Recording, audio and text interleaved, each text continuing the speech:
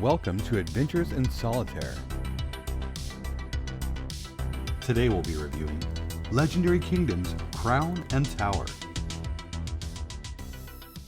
As mentioned in the intro, today we'll be talking about Legendary Kingdoms, Crown and Tower. So, as always, what is Legendary Kingdoms, Crown and Tower? If you happen to have watched my previous review of Legendary Kingdoms, The Valley of Bones, then you are very well prepared for this review. Legendary Kingdoms, Crown and Tower takes what the Valley of Bones achieved and continued it with more content, and I might even argue more emotionally impactful moments. And so when I talk about more content, so this is about the thickness of the Valley of Bones, and then we get Crown and Tower, and we've got a major difference there, as you can see. It's a pretty significant difference. So I'm talking about the differences as well. One of the things that I noticed right away was the page quality of the two books. This is a slick, smooth, like what I would expect like an RPG manual, like say like D&D for example. Any kind of a premium quality paper that's just so slick and so smooth. And then the original is more what you'd expect in say a paperback. It's not quite the same. I mean, it's good quality. Don't get me wrong, it is. I mean, I have some paperbacks that are far more typical of your store shelf books, but this just notched it up a level. So, but Crown and Tower is an open world game book that pays homage to game book series like Fabled Lands, Fighting Fantasy, and Sorcery. Not only does it pay homage, but I believe that it elevates the genre as a whole. And really, I mean this for the Legendary Kingdoms series thus far. So that includes the Valley of Bones. So what is an open world gamebook? If you're watching this review, then you likely know what a gamebook is. You may very well know what an open world gamebook is. An open world gamebook is a book that allows you to freely travel the world. As you do so, you make permanent changes to the world around you. You have the ability to make or break relationships, change the course of entire towns, and sometimes entire kingdoms. Those changes will be reflected permanently as you play. Causing trouble with the local town guard? Be careful, as they are likely not to forget it, and you may be in a world of hurt the next time you run afoul of a law in that town. Each gamebook is a region that you can travel through. By travel, I mean that you can travel back and forth freely on the overworld map. Leave a town and forget to pick up that longsword you've been saving up for? Just turn back around, head back. Be careful though. Those thieves you avoided last time are probably still waiting to get the drop on you. Run into the edge of the map, pick up the next game book that includes the region that you'd be traveling to, and continue your adventure there. The world is truly open for you to explore. Open world game books hold the promise to get as close to an open world pen and paper or PC console gaming experience as possible. For me, Crown and Tower definitely has given me both, and my wife, that feeling. We never know what we're going to run into next. So how does it play? Almost all of the experience that I get from playing a standard RPG on a console or through pen and paper role playing is present within Crown and Tower. Even better is the fact that I can still pick up and go back to the original book and see what impact I might have had now that I've grown in strength and renown. Now that I have accumulated more pull or collected needed treasures or items to convince who knows who to kind of help us along in our quest to free the realm. Playing solo and playing cooperatively are two different experiences. When playing with my wife, we get the banner and the group discussions about what we should do next. And some of the discussions you have to make are truly gut-wrenching. We had stopped playing quite a few months ago as we only had the digital copy. We were playing on our phones with the PDF, and it just wasn't the same as the print copy in your hands. So we stopped in a place where one of our party members said, well, without spoiling too much, we were at risk of losing them.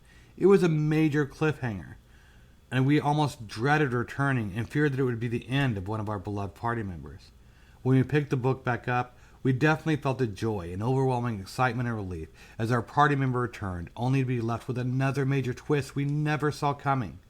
And this is how it goes. You never know what you're going to run into. It's not just the feeling of going into some lost cave and finding lost cultures or vast treasures. It has that too.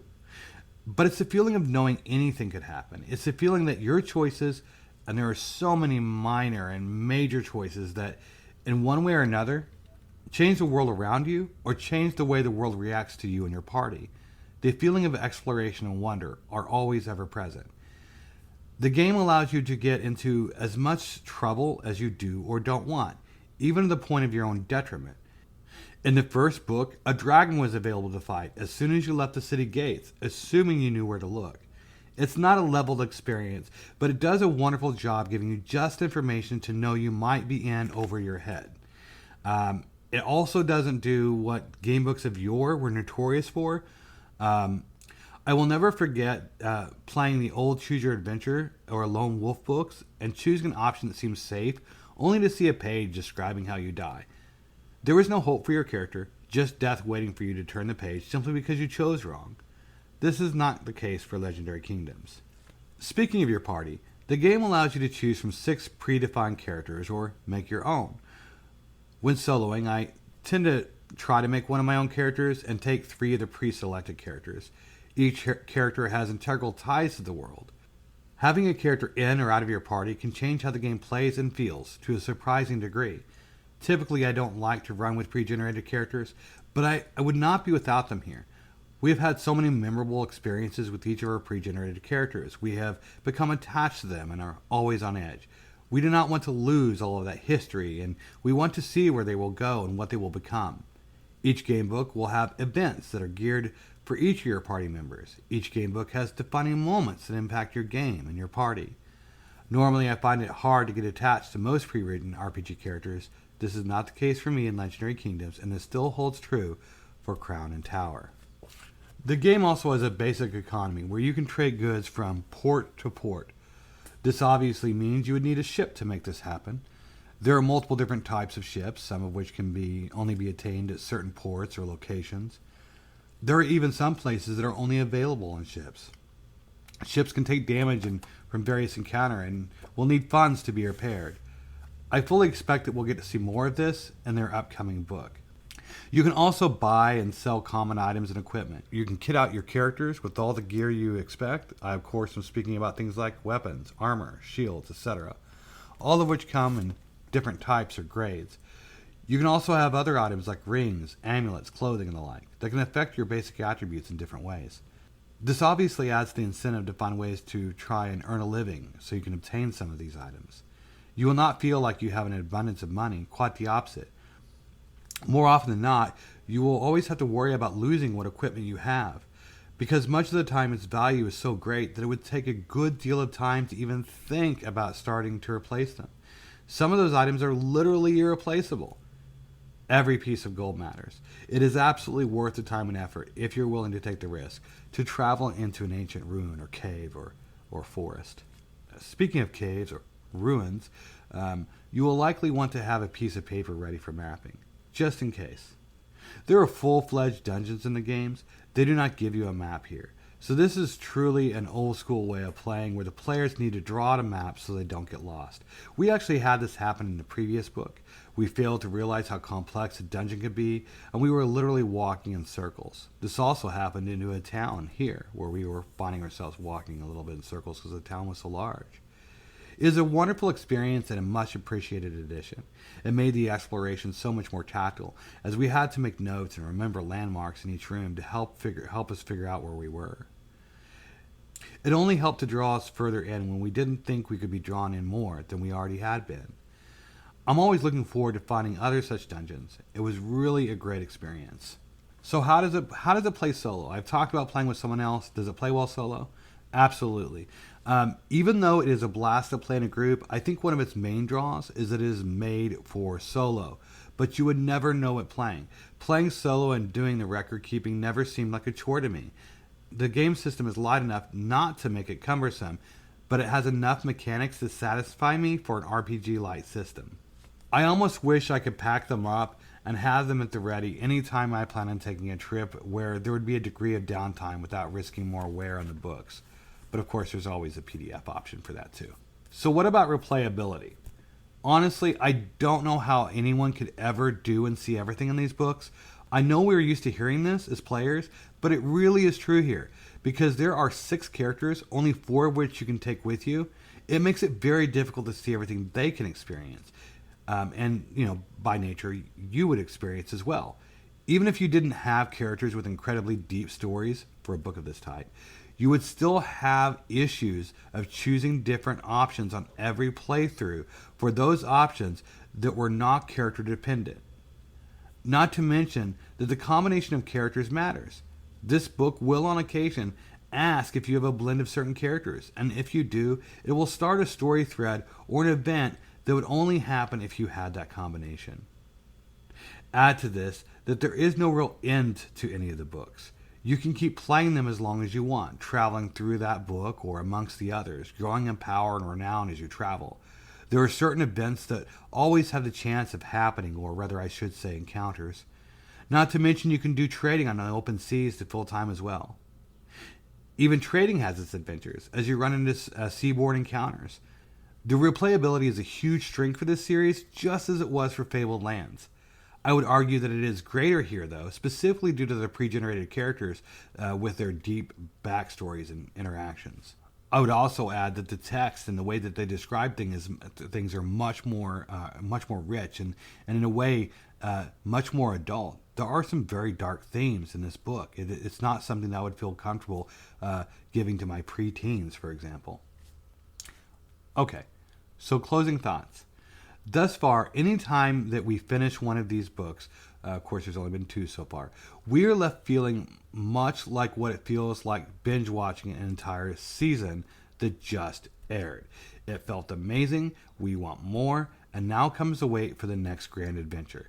It is a bittersweet experience, but one we long for. Legendary Kingdoms has given us many fond memories. It is directly responsible for changing my wife's mind on interactive fiction. I tried a few times to explain why I thought that interactive fiction would be a good fit. When we started playing, she never wanted to stop, even when it possibly meant losing sleep. We recently recorded a playthrough, and even when we were ready to try to have a natural end to the episode, she couldn't stop reading. She had to read that one more paragraph ahead, and then that was it. The episode had to continue. It was so hard to pull away. It drips with real emotion and real involvement and impact. We can read a book any day, but to give us a book where we're emotionally drawn into this visceral world and then give us a very meaningful, world-changing choices is just incredible. I generally only review and play those products on my channel that I like. I don't want to spend money on something I won't like, so I generally won't have it to review. I also don't tend to say one product is better than the other because most of them serve a purpose or a role. But I'm going to do something I don't tend to like to do, and that is to say, I truly think that if you were looking for an open world game book or interactive novel series, this is the best currently available in print, period. It has almost everything I would want in a narrative experience. It draws you in and you don't want to let go. You and your actions mean something always. I don't know how to express it any better than I have with this review. So if you are interested in an interactive narrative experience that will stay with you for years to come, then I think this would be well worth your money and time. So as always, if you have listened all the way through or not, thank you so very much for taking the time to watch. I appreciate you, and I look forward to seeing you again. Thank you. Bye.